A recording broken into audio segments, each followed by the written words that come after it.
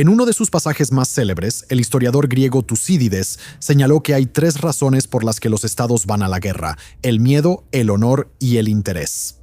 Si te interesa la historia militar, es una frase que escucharás repetida bastante, ya que puede aplicarse a todo tipo de conflictos a lo largo de los siglos. Pero ¿qué tal si hay una 4ª razón por la que los estados van a la guerra? Una mucho menos profunda que las propuestas por Tucídides, pero que podría explicar el mayor peligro que enfrenta el mundo moderno. ¿Y si los estados también pueden ir a la guerra por error? Esa es la teoría del ex general de división del ejército británico, el Dr. Andrew Sharp, que en lugar de entrar en combate por razones fácilmente explicables, la mayor amenaza que enfrenta la OTAN hoy en día es que caiga en un gran conflicto casi por accidente. Ahora, ¿qué tan probable sea eso realmente? Se lo dejamos a usted para que lo decida, pero sin duda la historia está llena de ejemplos. Así, de memoria, probablemente se podría argumentar que la Primera Guerra Mundial fue el resultado de que varias naciones avanzaron hacia el conflicto sin darse cuenta de que eso era lo que estaban haciendo, hasta que ya era demasiado tarde para detenerse. Pero aunque esta fue la conclusión principal de nuestra conversación con el Dr. Sharp, estuvo lejos de ser la única. Durante el transcurso de una hora, hablamos de todo tipo de temas sumamente relevantes para los seguidores de este canal, desde cómo y por qué las Fuerzas Armadas británicas se redujo tan drásticamente después del 11 de septiembre, hasta todas las carencias de equipos clave para la guerra que afectarían a Londres si estallara un conflicto mañana. De hecho, esa parte fue tan detallada y aterradora que por un momento incluso consideramos titular este video "El ejército británico está jodido". No es que toda la conversación fuera tan sombría, no. También hablamos de una viejita que solía estrangular nazis con alambre para queso durante la Segunda Guerra Mundial. ¿Y por qué sigue estando orgullosa de ese hecho? Bastante genial. Y para los conocedores de los británicos, siendo increíblemente británicos, también logramos de alguna manera convertir una discusión sobre la preparación militar en una enorme metáfora sobre cocinar un bizcocho victorioso. Quiero decir, soy famoso por ser británico, e incluso yo no estoy seguro de cómo llegamos a eso. Pero funciona. Básicamente, esta fue una conversación súper interesante con un tipo que sirvió en la cúpula de las Fuerzas Armadas británicas, ha visto los horrores de la guerra de primera mano y ahora desea desesperadamente que la generación actual nunca lo experimente por sí misma. Disfruté mucho hablar con él. Y espero que encuentres nuestra charla interesante y tal vez incluso un poco conmovedora. Disfrútalo. Hola a todos, bienvenidos de nuevo a otra entrevista de Warfronts. Hoy tengo el placer de tener al general de división Dr. Andrew Sharp en el programa. Mayor general, muchas gracias por acompañarnos. Es un placer estar aquí. Así que tuvo 34 años de servicio en el ejército británico. Ahora es el director del Center for Historical Analysis and Conflict Research, Dawson to Chaser, convenientemente, lo cual es agradable. Algo que nuestra audiencia nos escuchará mencionar bastante en los próximos videos. También ha sido muy amable al conectarnos con varias personas que han sido útiles para crear nuestro contenido. Así que sí, además, su experiencia. También tienes un doctorado en liderazgo estratégico de intervención internacional, así que un militar y un académico. Estoy seguro de que tendrás mucho que decir y yo tengo muchas preguntas. Pensé que podríamos empezar con una grande, si te parece bien. Comenzaremos con no una difícil, pero sí una gran pregunta. ¿Qué tan probable crees que sea que la OTAN se vea involucrada en una gran guerra en los próximos 10 años? Tienes razón, es una gran pregunta. Y supongo que se divide en 2 partes, ¿no es así? Porque la primera parte de eso sería ¿qué tan probable es que un país o varios países dentro de la OTAN puedan verse involucrados en una gran guerra en los próximos 10 años? La segunda parte de eso es, si quieres, lo que la gente está resumiendo como el artículo 5, ya sabes, las respuestas del artículo 5. ¿Qué tan probable es que eso lleve a que la OTAN colectivamente se vea involucrada en una guerra en los próximos 10 años? La respuesta a la primera parte es muy probable, ¿no es así? Porque ya hay quienes dentro de la OTAN y ciertamente en la periferia de la OTAN que están involucrados en una guerra importante. Creo que ciertamente la mitad norte de los estados de la OTAN diría que ya están al borde de una. Creo que los estados del sur de la OTAN, Turquía, por ejemplo, dirían, bueno, oye, ¿y yo qué? Yo también estoy muy al borde de una. Y Estados Unidos, el pez gordo en la OTAN, está muy involucrado en una guerra en este momento. Si la llamarías una gran guerra o no, no lo sé. Pero ciertamente quienes están en el terreno y la están viviendo sienten que es una guerra bastante intensa en este momento, incluso durante un alto al fuego.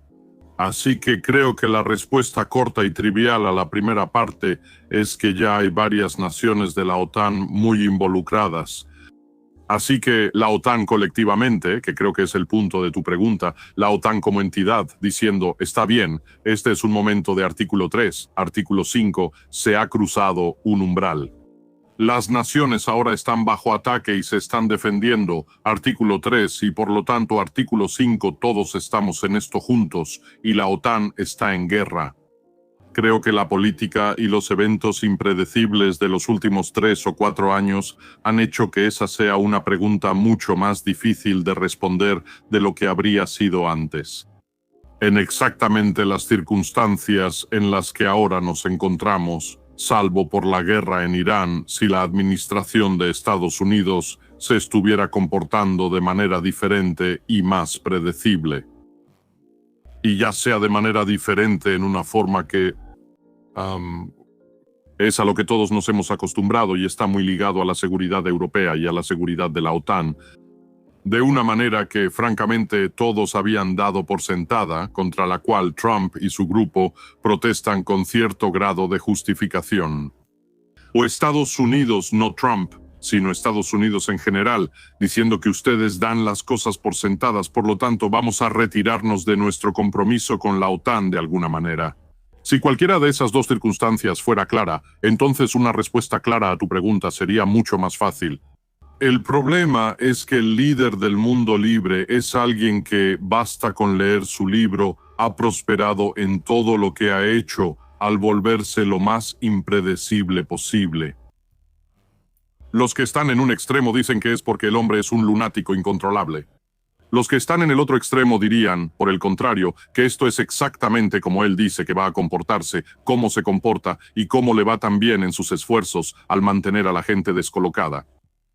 Y porque esa potencia líder, Estados Unidos, actualmente está practicando una política central, una política de defensa y una política exterior que giran en torno a ser impredecibles. Ya sea por error o deliberadamente, no importa. Francamente, eso hace que responder esa pregunta sea muy difícil. Sin embargo, a riesgo de sonar trillado, diría que para sacar a relucir un viejo adagio, suele citarse a Tucídides diciendo: habiendo dicho eso, la humanidad solo irá a la guerra por una de 3 razones: miedo, honor o interés. Y eso ha resistido la prueba del tiempo durante un par de miles de años, pero yo siempre agrego una cuarta que es por error. Y yo diría que, de hecho, si miras la historia de la guerra, por error es la manera en que muchísimas naciones han terminado involucradas en guerras que no tenían la intención de pelear. Y mi opinión es que dentro de los próximos 10 años, quiero decir, por Dios, en los últimos 2 años, ¿quién hubiera predicho que estaríamos donde estamos ahora hace un par de años? Así que yo diría que en los próximos 10 años, la probabilidad de que la OTAN como entidad, ya sea en su forma actual o en alguna otra forma, se vea involucrada en un gran conflicto, ha crecido enormemente en los últimos 2 o 3 años. Dejando a Estados Unidos de lado por un momento y considerando a las potencias europeas de la OTAN, ¿crees que tal vez no estén en una guerra que involucre a Estados Unidos y la OTAN? Pero ¿cuál crees que sería la posibilidad de una guerra terrestre europea en el continente en los próximos 10 años? Bueno, de nuevo, no quiero ponerle un porcentaje, pero creo que es algo que tienes que considerar seriamente, y creo que ahora es más probable que antes. También creo que mientras menos claro sea el compromiso de Estados Unidos con Europa, más probable se vuelve una guerra en Europa. La disuasión funciona en el terreno sin eliminar la disuasión clásica. Funciona en el sentido de que tienes algo que asusta a alguien y que piensan que probablemente lo vas a usar si hacen lo que no quieres que hagan. Si desaparece, si ellos dicen puede que no lo hagamos. Pero si tienes menos cosas que les den miedo y no creen que sea probable que lo uses, no se sienten disuadidos. Y si la gente no se siente disuadida, no importa si es Putin o cualquier otra persona, ya sabes, teóricamente. Si la gente no se siente disuadida, es más probable que tomen decisiones bélicas. Y creo que ahora estamos en un punto donde la disuasión es menos segura, menos clara, más ambigua de lo que ha sido probablemente en toda nuestra vida. Ciertamente en la mía, y creo que soy mayor que la mayoría de las personas que están viendo esto. Así que creo que se ha introducido un cierto grado de incertidumbre. Y como digo en esa especie de cita paródica de Tucídides, en cuanto llegas a una situación en la que algo ocurre por error, a una situación mucho más difícil de predecir, creo que las cosas se vuelven mucho más probables. ¿Dónde crees que podrían estar esos errores? ¿Serían los puntos de conflicto que tenemos en mente hoy o crees que hay algo más gestándose por ahí? Así que creo que, ya sabes, todos nosotros en este negocio mencionamos los puntos críticos de siempre.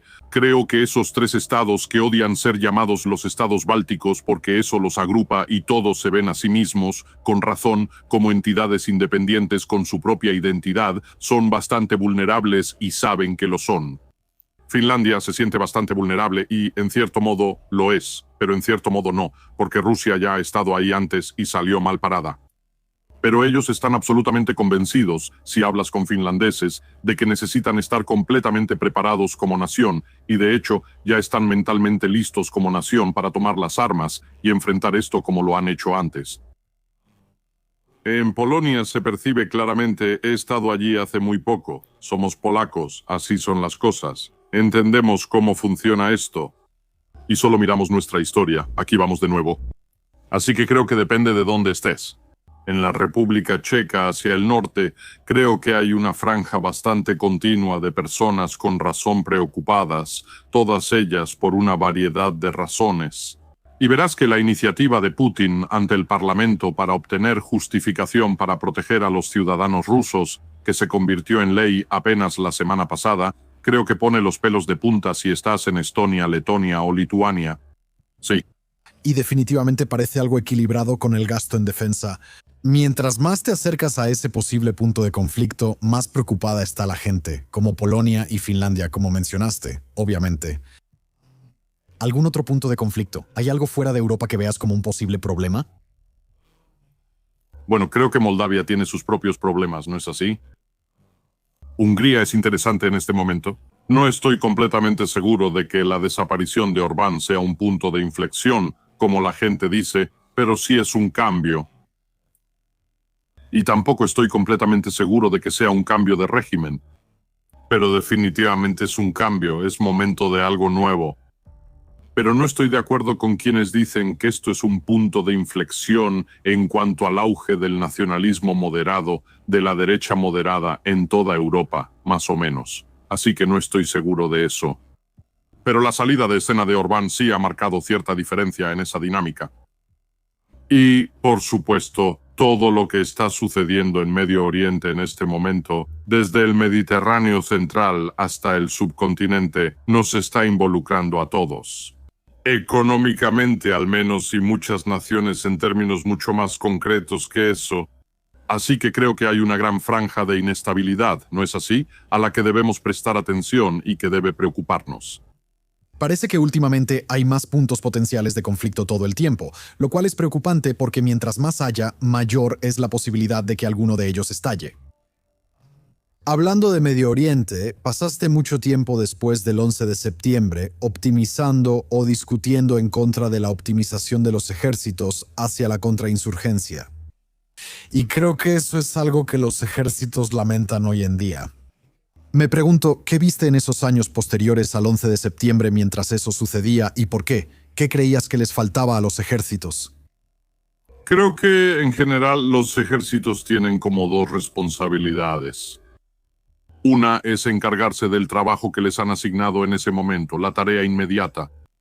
Y la otra es hacer su mejor esfuerzo para entrenar y prepararse para el gran trabajo, la razón de ser. Así que el propósito, quedémonos con un ejército por un momento, pero esto aplica también para las armadas y las fuerzas aéreas. El propósito de un ejército es estar lo más preparado posible para luchar y ganar las guerras de una nación en tierra y desde tierra. Y no importa de qué ejército seas, para eso es básicamente para lo que existes. El propósito del ejército no es necesariamente exportar tu capacidad de violencia a otros lugares para apoyar los intereses de la nación de cualquier manera. Eso es como un beneficio extra, si lo prefieres. Así que si la nación decide que por cualquier razón, ya sea para apoyar a un aliado fuerte, porque estás directamente amenazado, porque es una combinación de esas cosas, o para avanzar económicamente, no importa.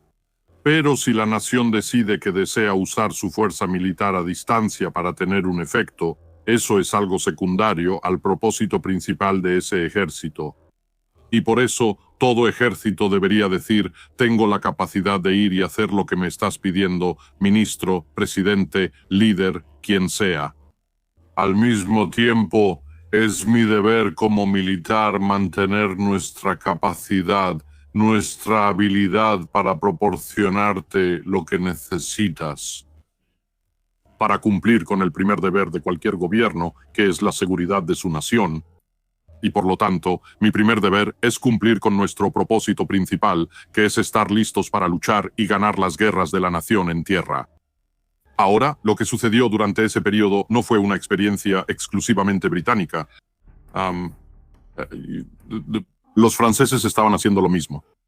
Los estadounidenses estaban haciendo lo mismo, de hecho, en contra de la resistencia del ejército estadounidense, que decía precisamente lo que yo estoy diciendo, recibiendo cierto rechazo del ejército británico, por decirlo. Pero varios ejércitos decían: mira, la demanda es tan grande en este momento que en eso tenemos que poner todo nuestro esfuerzo. Y creo que el ejército británico fue un paso más allá que la mayoría. Y tomaron la decisión deliberada de llamar a la misión en Afganistán Open Entirety. Y tomaron esa decisión. Normalmente el ejército británico tiene un generador de nombres aleatorios para las operaciones. En este caso, no lo tuvo. Fue una decisión escoger ese nombre para la misión, para dejar claro que ahí era donde necesitábamos concentrar la totalidad de nuestro esfuerzo. Open Entirety, así que todo en el ejército se orientó hacia la contrainsurgencia, dejando a Europa de lado como prioridad principal. Por supuesto, no era así, pero al hacerlo, al llamarlo así, dejaba muy claro que aquí es donde debía estar la mayor parte de nuestro esfuerzo. Y eso es totalmente justo, porque la mayor parte del esfuerzo del ejército británico en ese momento sí necesitaba estar ahí. Por el amor de Dios, enterré a 21 de mis muchachos por la guerra en Afganistán. Por supuesto, ahí estaba el núcleo de nuestro enfoque y esfuerzo. Y tenía que ser así para poder tener éxito ahí. Y esa es una discusión diferente que podemos tener después si quieres. Pero en términos de éxito militar es muy diferente de los resultados estratégicos. Así que en cuanto a cumplir con el trabajo que se le había encomendado al ejército británico, necesitaban hacerlo. Pero al llamarlo Operación Entirety, lo que significó en el espacio conceptual fue que mucha gente dejó de pensar en eso. Otro trabajo de los militares, que es seguir estando listos para luchar y ganar las guerras terrestres del país. Y eso significaba que los grandes maniobras de la guerra conceptualmente estaban siendo ignorados. Pero también significaba que si no piensas en ese espacio, te permites quedar despojado tanto moral como físicamente, las otras dos partes que constituyen hacer la guerra al mismo tiempo. Y si haces eso, obtienes un ejército que no está listo cuando dejas de hacer las operaciones de contrainsurgencia para hacer el trabajo principal. Si lo haces al revés y te concentras en poder hacer las tareas más pesadas, entonces puedes hacer lo otro si se requiere, con un poco de cambio de mentalidad y preparación. ¿Tiene sentido? Absolutamente. ¿Cuál crees que es el sentir en el ejército y en el ejército británico hoy en día, ahora que estamos viendo más claramente lo que podría venir en el futuro y lo que quedó en el pasado? Sé que estás retirado, pero Chaser, tú eres el cerebro del ejército británico. ¿Hay algún nivel de arrepentimiento o cuál es el sentimiento ahí actualmente? Creo que hay varios sentimientos. Creo que lo primero que diría es que hay un reconocimiento muy claro de lo que acabo de expresar. Empezando por el general Rolly Walker en la cima, quien tiene una visión absolutamente clara y la ha tenido siempre, a pesar de su propia historia personal y su participación en ese otro tipo de guerra. Él entiende perfectamente que su trabajo, el propósito central, es exactamente como se describió, y es su responsabilidad poder cumplir con eso. Y eso tiene toda su atención, al igual que la de todos sus generales, y creo que también la de todos los demás, hasta el soldado raso más nuevo que se ha unido. Así que creo que en cuanto a si ahora reconocemos cuál es nuestro trabajo como ejército británico, creo que la respuesta sería que dirían, sí, absolutamente, lo reconocemos. Muchas gracias. Y lo estamos haciendo lo mejor que podemos. Pero eso no es el núcleo de tu pregunta, ¿verdad? Estás preguntando cómo se sienten. Y creo que casi por ese reconocimiento el ejército británico está diciendo, sí, pero mira, si quieres que podamos hacer eso, y vaya que queremos poder hacerlo.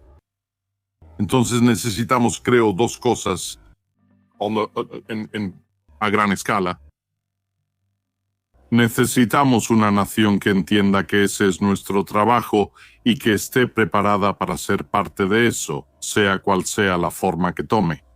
Que nos apoye en eso y nos respalde, más que solo aparecer en noviembre con una amapola y decir, ay, pobrecitos. Pero de verdad que haga un verdadero esfuerzo nacional. Y necesitamos recursos de muchas maneras, lo que nos permite estar equipados para hacerlo. Y si juntas esas dos cosas, entonces toda la ambición tecnológica, las nuevas formas de luchar, las nuevas formas de pensar sobre todo eso pueden encajar. Sin esas cosas es difícil. Creo que es más fácil entender el concepto de recursos. Bien, más dinero para un ejército permite que un ejército haga más cosas. ¿Cómo cambiarías, en un mundo ideal, la percepción de cómo la gente ve las cosas? Mencionaste que te gustaría que la nación entendiera que el trabajo de un ejército es exactamente lo que has descrito. Y en un mundo ideal, bueno, ¿cómo cambiarías eso? ¿Qué harías tú? Sí, es interesante, ¿no? Oh, cielos, quiero decir, creo que hay varias cosas.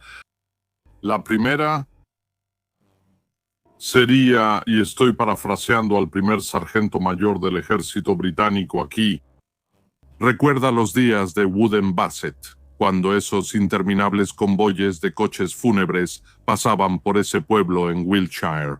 ¿Es Wiltshire? En el oeste de Inglaterra, al suroeste de Inglaterra, donde sea que esté. No te metas con mi geografía. Está cerca de la M4 hacia el suroeste de Inglaterra, Wiltshire, creo.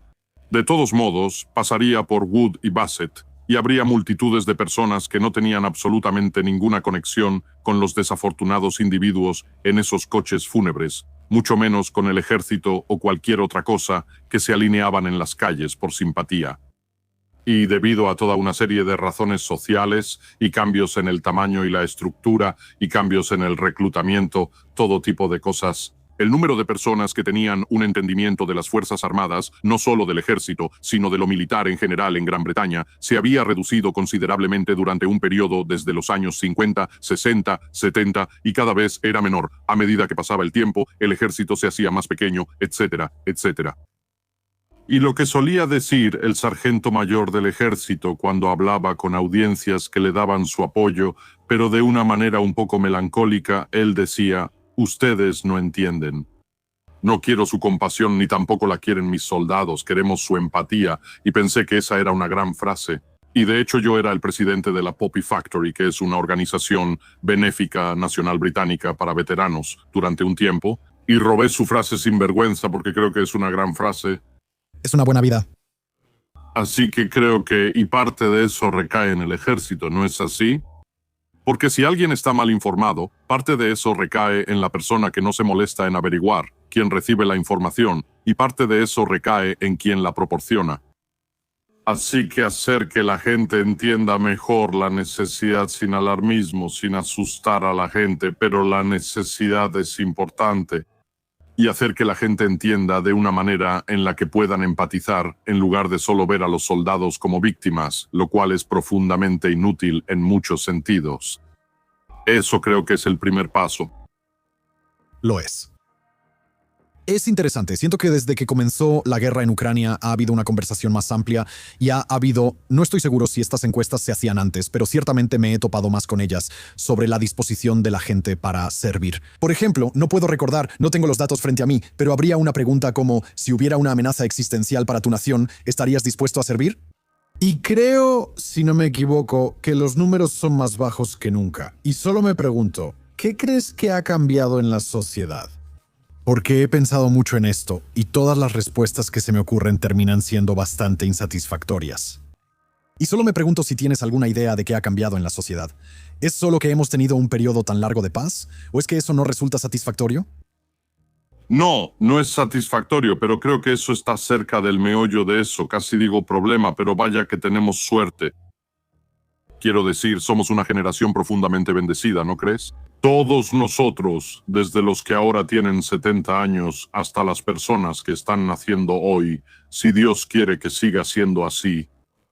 Pero para aquellos que han vivido 75 años o menos, todos hemos conocido en Gran Bretaña nada más que un estado de seguridad y paz. Y bueno, nuestra economía ha hecho eso a lo largo de los años y décadas. Hemos sido más o menos prósperos.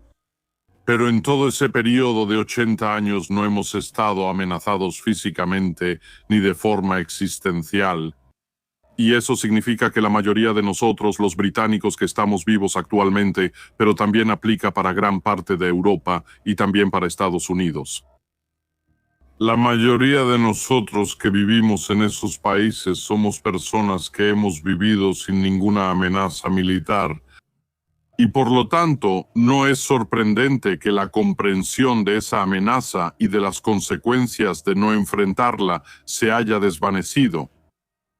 Y si eso también aplica a todas las personas que te gobiernan, y eso incluye actualmente a quienes están en los gobiernos de Estados Unidos y del Reino Unido, aquellos que han servido en uniforme, pero han servido en uniforme, en el tipo de conflictos de los que hablábamos antes, que consisten en exportar el problema al extranjero en lugar de enfrentarlo existencialmente en casa. Así que creo que no es sorprendente que tengas a toda una generación de personas que no ven eso. Ellos están directamente amenazados, porque es casi literalmente inconcebible, porque nunca tuvieron que concebirlo. Estamos tan alejados de eso. Mi experiencia, entre comillas, de la guerra sería mi abuela hablando sobre el racionamiento al final de la Segunda Guerra Mundial porque ella era joven durante la Segunda Guerra Mundial. Esa es mi única experiencia indirecta de algo tan importante como eso. Y como alguien, ya sabes, tengo 30 y tantos años, soy una persona en edad de combatir. ¿Estoy tan alejado del concepto de Gran Bretaña en guerra? Sí. Bueno, es una historia que suelo contar, y ojalá pudiera volver a encontrarla, pero hace muchos años estaba haciendo una investigación y pasé días en un archivo revisando historias orales que se recopilaron de todo tipo de personas que estuvieron involucradas en la Segunda Guerra Mundial, desde comandantes de pelotón hasta políticos y de todo tipo. Y una de las entrevistas fue con una señora mayor extraordinaria que había sido agente del PSOE en la Segunda Guerra Mundial, pero era la persona más dulce y maravillosa. Ella era del PSOE.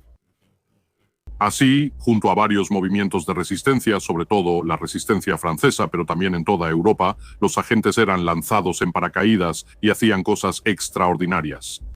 Y tristemente muchos de ellos tuvieron un final horrible. Pero esta maravillosa señora le estaba sirviendo al entrevistador, que era un académico, bollos con mermelada y una taza de té en porcelana fina, y era absolutamente dulce y encantadora. Y estaba platicando sobre su experiencia. Y ella había pertenecido al PSOE y hablaba con mucha tranquilidad sobre estrangular personas con alambre para queso y dispararles a otras personas.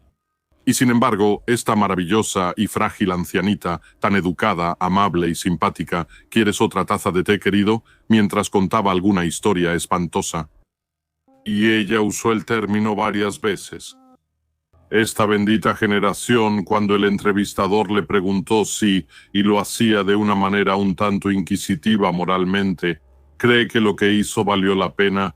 ¿Era eso el núcleo de lo que él preguntaba? Y su respuesta seguía refiriéndose a, bueno, creo que sí, porque mira a esta generación maravillosamente bendecida. Y finalmente él dijo, lo siento, tengo que intentar desglosar eso. ¿A qué se refiere con eso? Y aquí estoy parafraseándola, pero lo que ella dijo me dejó una profunda impresión. Ella dijo, bueno, creo que ellos son bendecidos, ¿no es así? Porque me parece que los jóvenes de hoy en día, y creo que con eso se refería a cualquiera de 50 años o menos, los jóvenes de hoy en día parecen tan ansiosos, ¿no? Parecen tan preocupados. Ciertamente mis nietos y bisnietos, ellos están tan ansiosos. Pero si les preguntas qué es lo que realmente les molesta, parece que lo que más les preocupa es que los demás los vean como ellos se ven a sí mismos. Qué afortunados son de que eso sea todo por lo que tienen que preocuparse. Y pensé, en muchos niveles eso te pone la piel de gallina. Piensas, wow, caray, está bien. Y el atleta que la estaba entrevistando simplemente se quedó ahí en silencio y dijo algo como, voy a necesitar digerir eso. Y ella dijo algo como, bueno, espero que sea más fácil de digerir en mis escones. Y pasaron al siguiente tema y simplemente quedó flotando en el aire.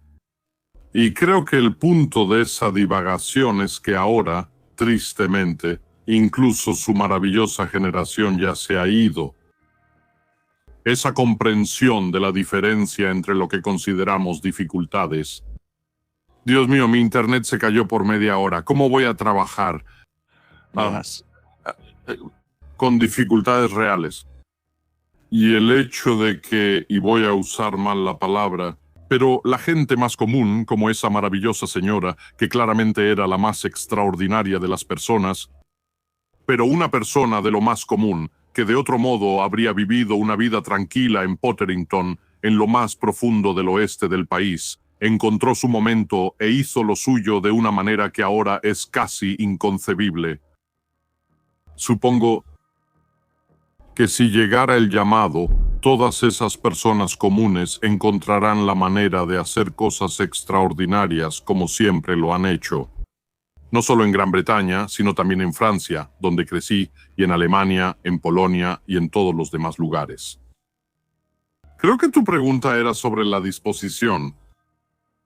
Y sospecho que esa generación afortunada te diría ahora que no estaban dispuestos. Pero sospecho que si los arrinconas estarían mucho más dispuestos.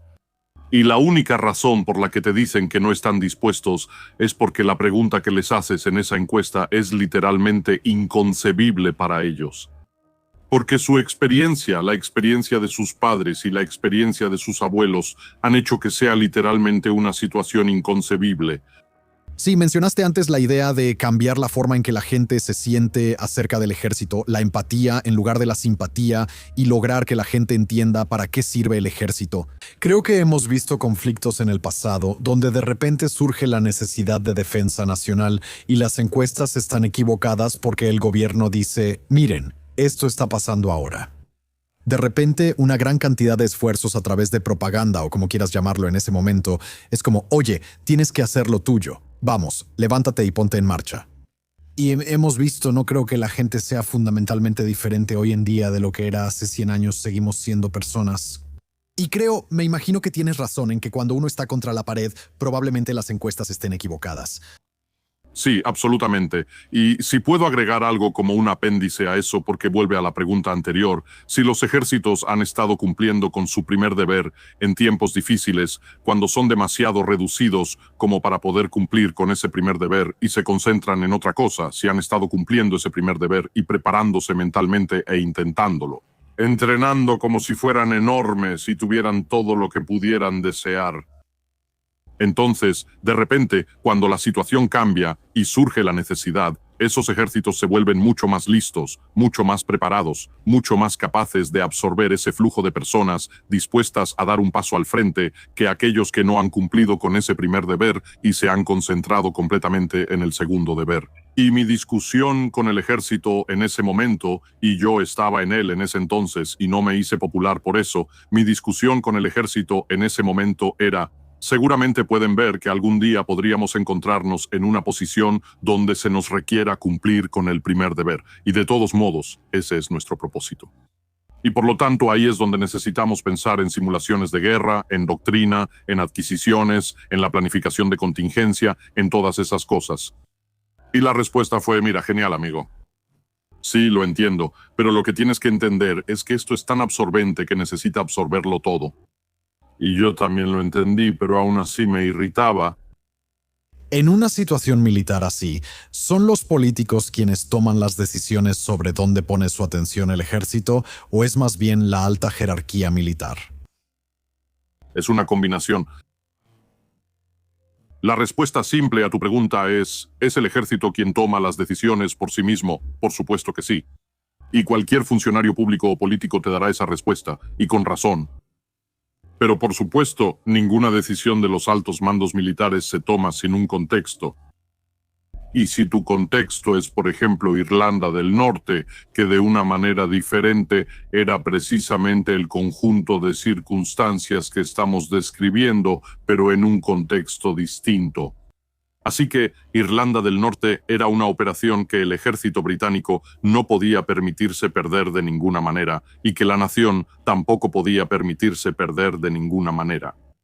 Y era mucho más fundamental para la nación que las operaciones en Irak o Afganistán o en cualquier otro lugar más lejano. Y por lo tanto, era, si lo prefieres, tanto o más una justificación para una operación en toda regla que lo que alguna vez fue Afganistán o Irak, sí. Pero el ejército era lo suficientemente grande en ese momento, con suficiente capacidad y lo suficientemente concentrado en su actividad principal. Porque el ejército lo sentía, y la nación también, porque estábamos en plena Guerra Fría, que la amenaza era real y existencial, que tenía la capacidad de decir, está bien, seguiremos adelante con Irlanda del Norte y nos aseguraremos de tener éxito allí mientras mantenemos la capacidad de mirar hacia el este porque tenemos que hacerlo. Eso es lo que la OTAN nos exige, eso es lo que la Guerra Fría nos exige, etc.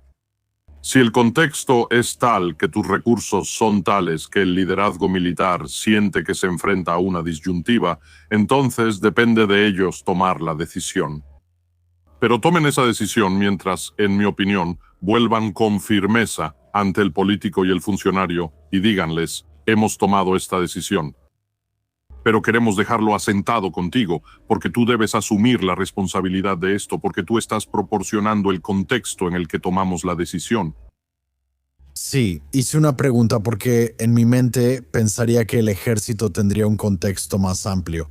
Ellos han tenido personas sirviendo durante décadas, mientras que los políticos tienden a ir y venir. Y la contrainsurgencia, la guerra contra el terrorismo, incluso aunque haya durado mucho, tiene un horizonte más corto que aquello para lo que, según describes, se estaría preparando todo el ejército.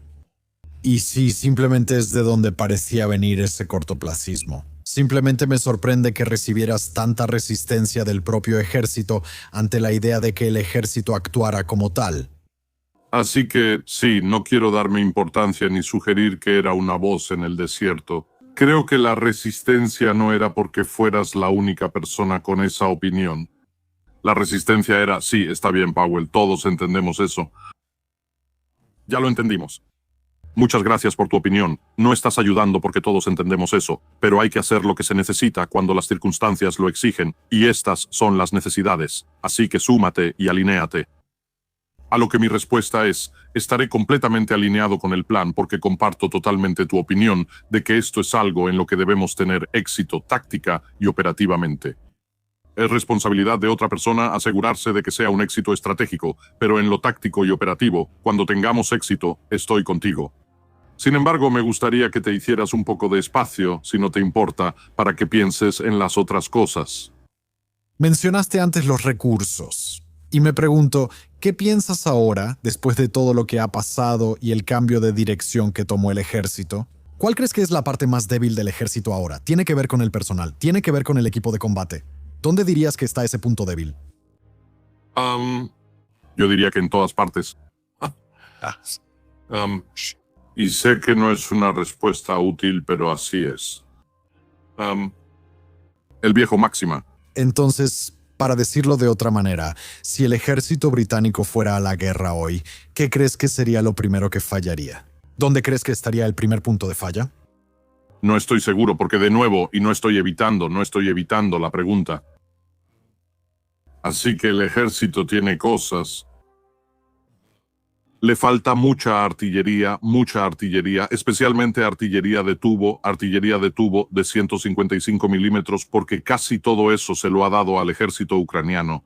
Y esa artillería tiene poca munición porque no se ha incentivado a la industria de defensa británica para producir una gran cantidad, ya que no ha sido necesario, etcétera, etcétera. Así que hay un problema de artillería, hay un problema de defensa aérea, hay un problema de ingeniería de combate, hay un problema de infantería blindada. Hay un problema de infantería ligera en general, porque si has tenido que tomar una serie de decisiones durante un largo periodo de tiempo, años y años y años y años, e incluso con una Open Entirety, aquellos responsables de la custodia del ejército han tenido, y estoy caracterizando injustamente su incapacidad para pensar en ello. Por supuesto, tenían en mente esa responsabilidad y decían, tenemos que tener defensa aérea, no podemos depender de alguien más, tenemos que tener ingenieros de combate porque se necesitan. Y necesitas esto y necesitas aquello. Y hay ideas nuevas de hace 10 años, creo que tenemos que empezar a pensar en drones, etcétera, etcétera. Así que todo eso se considera todo el tiempo. Y cualquier general responsable diría, pero mira, no puedo llevar mi brigada blindada a la guerra, a menos que tenga artillería, y a menos que tenga defensa aérea, y a menos que tenga capacidad cibernética. Y por cierto, necesita poder conectarse con nuestra fuerza aérea, y en ocasiones con nuestra marina, y con todos los demás. Y mientras tengas un requisito de escala, llamémoslo una división, necesitas equipar esa cosa con un poco de todo. Y el problema es que ese poco ha llegado a un punto en el que ya no es suficiente para hacer el trabajo, ni siquiera a nivel micro, mucho menos a nivel macro. Así que lo que el ejército está diciendo, creo, se plantea en dos niveles. Necesitamos ser capaces de... Necesitamos explicar qué, necesitamos ser capaces de luchar. Por un lado, necesitamos aprovechar la evolución tecnológica. Por otro, conseguir suficientes cantidades de todo aquello que sabemos que necesitamos. Y es porque faltan, empezando por suficientes soldados, ni hablar de todo el equipo, porque tenemos algunos de ellos, pero no tenemos suficientes en general. Yo realmente no puedo responder a tu pregunta porque hay tantos para, ya sabes, para ese viejo proverbio. Faltan tantos clavos en las cerraduras por todos lados que hay todo tipo de puntos de falla. Creo que siempre habrá cantidades limitadas de dinero entrando, nunca suficiente, supongo, en una situación donde tienes nueva tecnología por explorar, como ciberseguridad o drones. Y luego, por otro lado, la artillería, todavía necesitas artillería, puedo ver a Ucrania, la artillería ha sido un poco problemática en ese sentido. ¿Cómo haces eso? ¿Cómo se toma esa decisión? ¿Cómo lo harías tú? Entiendo que se necesita en todas partes, pero no puede ir a todas partes. Entonces, ¿es cuestión de que tenemos que dividirla por igual? ¿O crees, por ejemplo, que Ucrania ha apostado mucho por los drones y ahora Rusia también y ahora en todas partes también? ¿Cómo lo haces? ¿Cómo tomas una decisión en la que no ganas? Esto, cosas que se necesitan en el futuro y cosas que se necesitan ahora, pero hay un fondo limitado. Vaya, bueno, me estás pidiendo que describa todo el proceso de desarrollo de la fuerza. No tengo que hablar con un general. Así que el siguiente general. Así que tú sí tienes que hacerlo.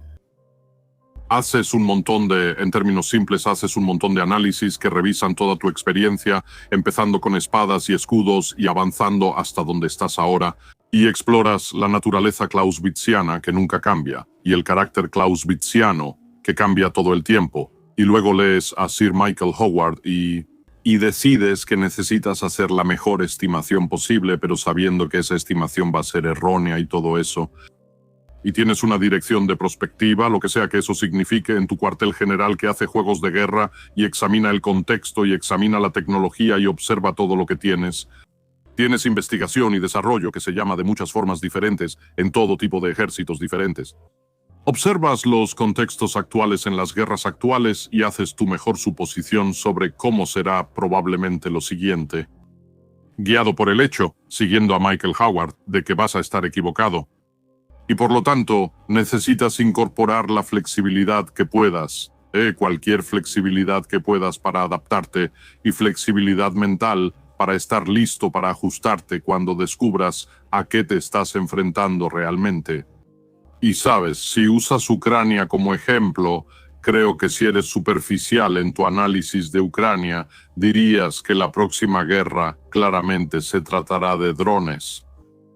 Si tienes un análisis un poco más informado sobre Ucrania, dirías, claro, los drones van a estar involucrados, pero no se va a tratar solo de drones porque Ucrania no se trata solo de drones. También se trata de trincheras. Y eso le resulta terriblemente familiar a un viejo soldado de infantería. Se trata de tanques de combate. Se trata, como acabas de decir, de un enorme peso de artillería. Y por cierto, los drones no son nuevos. Y de alguna manera me parece notable, de una forma terrible. Si me lo hubieras preguntado hace 10 años, no particularmente, no tan importante como alguien como tú, por ejemplo, pero habría guerras con muchas bajas al mismo tiempo que tenemos drones. Yo diría, espera, ¿no se supone que los drones están peleando o son los hombres los que pelean? Y es como no, son ambos. Rusia sigue enviando a decenas de miles de personas a la muerte constantemente en oleadas. Y simplemente me parece tan extraño. Estas cosas parecen tan contradictorias. Y literalmente acabas de decir que estarías equivocado si intentaras adivinar cuál es el futuro de la guerra. Pero de todos modos, me gustaría que lo intentaras. ¿Crees que será, y si no son drones, serán trincheras? ¿Será artillería? ¿Será simplemente todo? Así que creo que probablemente hay un poco de todo lo anterior. La respuesta trillada que doy a la mayoría de las preguntas como esta es, depende. Y me temo que esa es la respuesta. Depende. Y ya sabes, si la guerra en Irán continúa o vuelve a estallar, o como quieras describirlo, ¿cómo se va a caracterizar eso? Bueno, puedes hacer todo tipo de suposiciones, ¿no? Has estado hablando mucho últimamente sobre lo que se necesitaría para tomar la isla Karg, y eso no va a ser con drones, eso es seguro. ¿Van a estar involucrados? Eso es seguro. Así que no lo sé, realmente es difícil decirlo. Pero creo que tenemos una tendencia a obsesionarnos con la novedad en la guerra. Y cuando digo nosotros, me refiero a analistas como tú o yo, o los militares, o los científicos. O sea, nos obsesionamos con la novedad. Nos damos cuenta de que hemos inventado una ametralladora y nos concentramos en la capacidad de la ametralladora y en lo útil que va a ser. O nos aferramos a las ideas antiguas para mal nuestro, o las desechamos por completo, también para mal nuestro. Y son aquellos que entienden que es una especie de mezcla de todo lo anterior, de lo constante y lo cambiante, quienes suelen salir mejor parados antes. No necesariamente ganan al final, pero suelen salir mejor parados antes. Y yo diría que está eso, o sea, me estás pidiendo que adivine cuál será la próxima guerra, y preguntaste antes, en 10 años, digamos que hay una guerra en 10 años, en la que la OTAN esté involucrada. Va a involucrar portaaviones, fragatas, submarinos de todo tipo, destructores, etc. Absolutamente sí. Va a involucrar una marina híbrida llena de vehículos aéreos de superficie y submarinos no tripulados. Absolutamente sí. ¿Va a involucrar fuerzas aéreas con medios tripulados y no tripulados? Por supuesto que sí. ¿Va a involucrar espacio, ciberespacio, etcétera? Por supuesto que sí. ¿Va a involucrar a personas con palas afiladas y bayonetas en tierra tomando las decisiones finales? Por supuesto que sí. ¿Habrá muchos de ellos? Claro que sí, habrá muchísimos.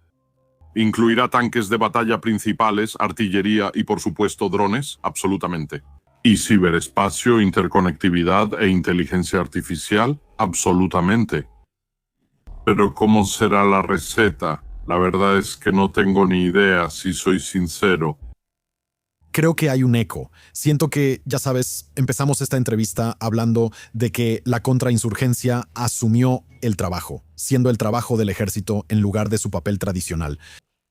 ¿Crees que existe el riesgo de que la gente dependa demasiado de los drones y la nueva tecnología y que eso sea en detrimento de las cosas básicas que un ejército necesita hacer? Se siente como que, de la misma manera en que dependen demasiado de la contrainsurgencia, podrían depender demasiado de la tecnología en detrimento de lo demás. ¿No fue Trump o el gobierno estadounidense quienes estaban asignando $50,000 millones potencialmente a lo que teorizamos sería una nueva rama de las Fuerzas Armadas de Estados Unidos relacionada con drones? Eso sí parece una gran apuesta. Sí, absolutamente. Contrainsurgencia en lugar de contrainteligencia. Sí. Lo siento. Perdón. Sí, no, bueno, contigo. Entonces sí. Déjame usar una analogía.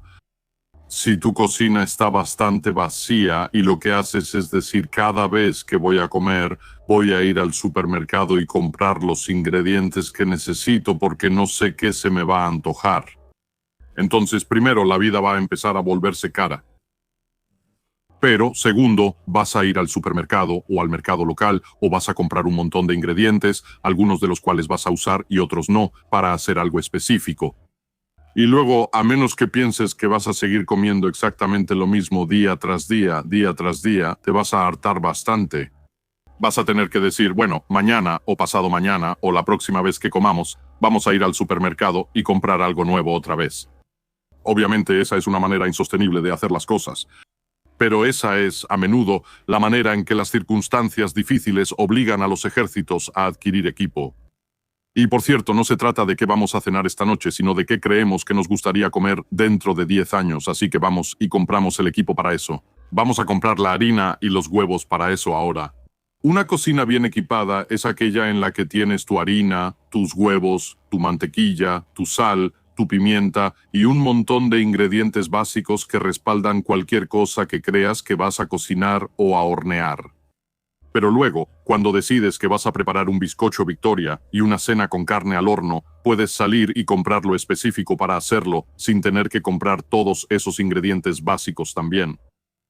Y en un entorno bien provisto y lujoso, los ejércitos pueden abastecer su cocina con todos los ingredientes básicos que creen que podrían necesitar y pueden ponerlos en la despensa.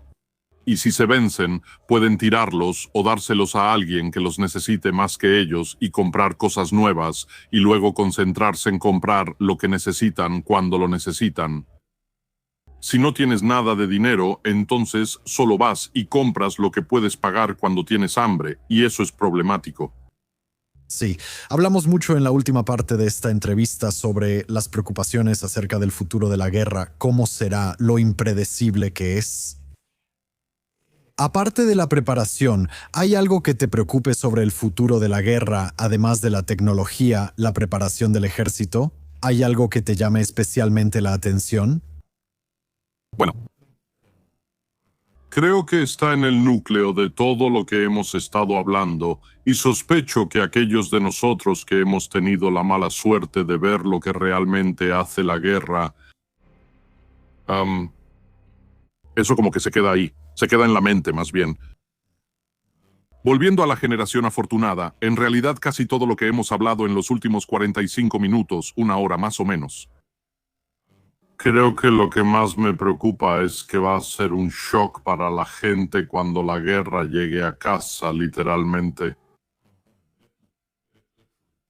Creo que todos nosotros,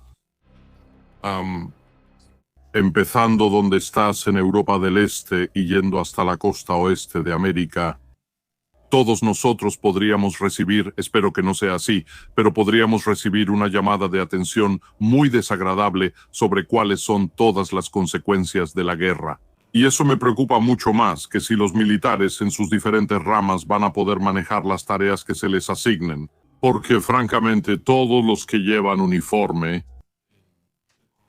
todas las personas en la OTAN que he conocido de cualquier país, son hombres y mujeres que harán todo lo posible por cumplir con su trabajo, y si es necesario morirán haciéndolo. No he visto a nadie de ningún país que no esté preparado para dar lo mejor de sí mismo. Volviendo a nuestros comentarios anteriores, sospecho que la mayoría de las naciones, sin importar lo que digan o no digan las encuestas, la gente de la mayoría de los países daría la cara si se vieran acorralados. Pero lo que más me preocupa es el impacto en el sistema. La preparación mental y la preparación física es lo más frágil. Y si las guerras se vuelven existenciales, lo que realmente importa es si las naciones son mental y físicamente fuertes para enfrentarlas. La historia de nuestra nación es que lo hemos sido. Espero que todavía lo seamos. Hablando de historia, ¿crees que hay algún paralelo histórico con el momento que estamos viviendo? Digo, la gente habla mucho de los años 30, pero no sé si eso es solo una comparación fácil. Solo me preguntaba qué opinabas tú al respecto. Es una comparación útil, pero está ausente. De hecho, en el sentido que acabamos de discutir, está ausente una característica clave. En la década de 1930, todos los que gobernaban en Europa tenían experiencia en una guerra enorme. Ya sea físicamente, por haber combatido en tierra, en el mar, Y como novedad, en el aire, o en el gobierno, o en la industria produciendo municiones, o lo que fuera. Todos en la población civil habían perdido a alguien o conocían a alguien que había perdido a alguien, o conocían de cerca a alguien que había perdido a alguien. Así que la comprensión de la gravedad de la guerra y la probabilidad, la posibilidad de una guerra en los años 30 estaba viva, presente y era fuerte. Creo que ahora hay un paralelo con los años 30 en ese sentido. Cada vez más, las voces, especialmente de los militares en toda la OTAN, incluyendo a Estados Unidos, han estado diciendo, miren, miren, saben, la guerra podría suceder y nosotros somos su póliza de seguro, y esto es lo que necesitan desde 1989 en adelante. Donde aquellos que han dudado de eso y han dicho, bueno, claro que dirías eso, ¿no? Porque eres codicioso y eres militar y quieres más barcos, quieres más submarinos, quieres más aviones, quieres más tanques. Así que sí, bla, bla, bla, eso es lo que esperaría de alguien en uniforme. Hay prioridades más altas. Esas voces que han tenido influencia, creo que cada vez tienen menos capacidad de decirle eso a los militares. A medida que la amenaza de guerra se ha vuelto la amenaza de una participación real en un conflicto, digamos, se ha vuelto cada vez más evidente. Y creo que hay un paralelo de eso en la década de 1930. Bien, todos tuvieron una experiencia de eso, pero acabamos de pelear la guerra para acabar con todas las guerras. No va a haber otra. Paz en nuestro tiempo, ese tipo de cosas. El uso de eso como punto de comparación es útil. Al decir que hay muchísima gente, tanto con uniforme como sin él, que en este momento piensa que necesitamos estar bien preparados. Así fue en la década de 1930. Y hay un grupo, casi digo político, pero no es un grupo político. Es un cuerpo político, votantes y elegidos que han estado en eso. No creo que realmente debamos preocuparnos por este grupo. Y sin importar lo que digan las encuestas de opinión, creo que cada vez más están empezando a pensar que quizá esto es algo en lo que sí debemos pensar seriamente. No creo que alimentar la ansiedad de la gente, como habría dicho esa encantadora anciana, sea algo bueno. Ese es el único motivo por el que deberían estar ansiosos. No creo que alimentar su ansiedad sobre algo por lo que quizás sí deberían preocuparse sea particularmente útil. Pero creo que dar un poco de claridad para tener un debate adecuado e informado que diga, bueno, está bien, si como nación desean gastar sus recursos ahí, está bien. Siempre y cuando todos entendamos que hemos tomado esa decisión, que ahí es donde apostamos.